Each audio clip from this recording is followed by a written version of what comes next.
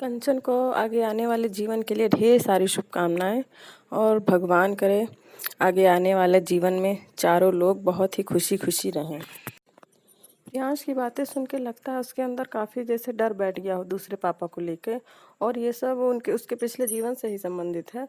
क्योंकि अभी तो जैसा कि कंचन ने बताया था कि शादी रिश्ता आया था उस हिसाब से हुई थी, तो मुझे तो नहीं लगता कि दूसरे पापा की कुछ ऐसी बात है कि उसे बुरी लग रही हो, क्योंकि अभी नया-नया रिश्ता ही जुड़ा है तो ऐसी कुछ बात हो नहीं सकती मेरे ख़्याल से। और मुझे लगता है अभी जैसे उसके पापा अभी साल भर ही हुआ ख़त्म हुए, साल डेढ़ साल में, अभी वो उसी सदमे से नहीं निकला था। फिर कंचन के साथ कुछ इधर-उधर काफ़ी दिनों से मिसहैपनिंग हो रही है, जैसे वो काफ़ी डिस्टर्ब थी, तबीयत ख़राब थी, इन सब का असर या घर में जैसे आस-पड़ोस में कुछ बातें इस तरह की होना कि दूसरा पापा ऐसा करेगा, वैसा करेगा, मतलब गलत तरीके से कुछ, वही सब उसके दिमाग पे कुछ ज़्यादा ही उसको असर कर गया है।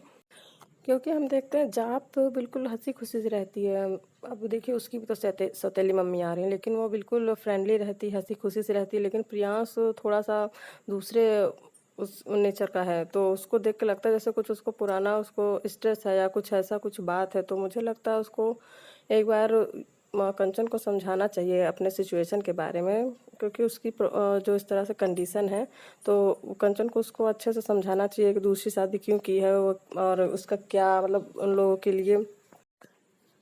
क्या ज़रूरत थी आगे ज़िंदगी में। उससे मिलके जैसे उसको ये भी बताना चाहिए उसे क्यों डर लग रहा है। अगर जैसे गगन जी कुछ मिसबिहेव करते हैं तो उसको आपसे बताना चाहिए क्या बात है, क्या पहले वो उनको उनके साथ रहे तो हो सकता है वो अच्छे ही हों, और पहले से माइंड मेकअप करके ऐसा जैसे बच्चा है तो अभी नहीं करना चाहिए। तो उसको पहले उसको ये तो सोचना चाहिए कहाँ से उसके दिमाग में ये सब बातें आई, कैसे आई, उसको दूर करना चाहिए, क्योंकि इस तरह से बिहेवियर रहेगा तो वो हमेशा ऐसे ही नफ़रत करता रहेगा। इसलिए जो है भले ही प्रियांश अभी बच्चा है, लेकिन जैसे अब इन चीज़ों के बारे में समझ रहा है कि उसके दूसरे पापा हैं, मम्मी की दूसरी शादी है, तो मुझे लगता है उसको ये सब चीज़ें भी समझानी पड़ेंगी किस लिए शादी की गई है, उसके अलावा कोई ऑप्शन नहीं था। ये सब चीज़ें भी उसको समझानी पड़ेगी और कंचन को ये सब आराम से प्यार से उसको समझा देना चाहिए, क्योंकि वो अभी बच्चा टीनेजर में जा रहा है।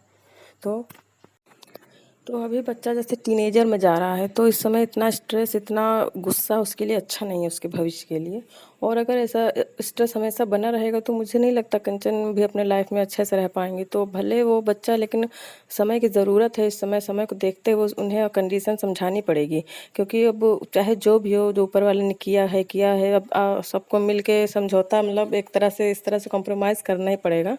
तो मुझे लगता है कि उसको एक बार अच्छे से समझा देना चाहिए कंडीशन के बारे में। ये होता है कि चलो बच्चा है, अभी जाने दो, अभी क्या है, लेकिन मुझे लगता है उसके बिहेवियर को देखते हुए, आगे आने वाले जीवन को देखते हुए उसे अच्छी तरह से पूरा सिचुएशन कंडीशन एक बार बता देना चाहिए। और ऐसा बोल भी देना चाहिए कि भाई पहले रहो, कुछ मिसबिहेव करें तब आप बताओ, आप जो है पहले उनको उनके साथ रहो, उनको देखो तो, और अगर कुछ बात हो तब आप बताओ।